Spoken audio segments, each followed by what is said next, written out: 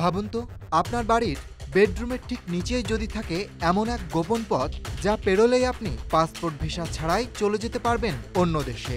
শোনার পর অবিশ্বাস্য লাগলেও এমনটাই ঘটেছে ভারত বাংলাদেশ সীমান্তে। পশ্চিমবঙ্গের একটি বাড়ির বেডরুমের নিচে রয়েছে এমন এক গোপন সুড়ঙ্গ যা দিয়ে সরাসরি পৌঁছে যাওয়া যায় বাংলাদেশে। বর্ডার সিকিউরিটি ফোর্সের নজর এড়িয়ে এই সুড়ঙ্গ দিয়েই মূর্তি পাচার করত দক্ষিণ ২৪ পরগনার কুলতলির বাসিন্দা সাদ্দাম সর্দার।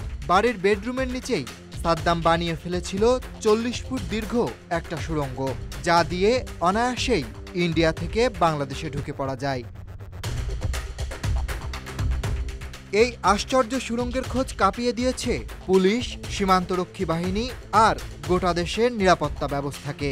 অন্যদিকে বর্ডার সিকিউরিটি ফোর্সের চিন্তা বাড়িয়ে দিয়েছে বাংলাদেশের এক ইউটিউবার। সে পাসপোর্ট ভিসা ছাড়াই বাংলাদেশের সিলেট থেকে অবৈধ টানেলের মধ্য দিয়ে ঢুকে পড়েছে ইন্ডিয়ায়। গোটা ঘটনার ভিডিও ফুটেজও তৈরি করেছে সেই ইউটিউবার। সেই ভিডিও আলোড়ন সৃষ্টি করেছে সোশ্যাল মিডিয়ায়।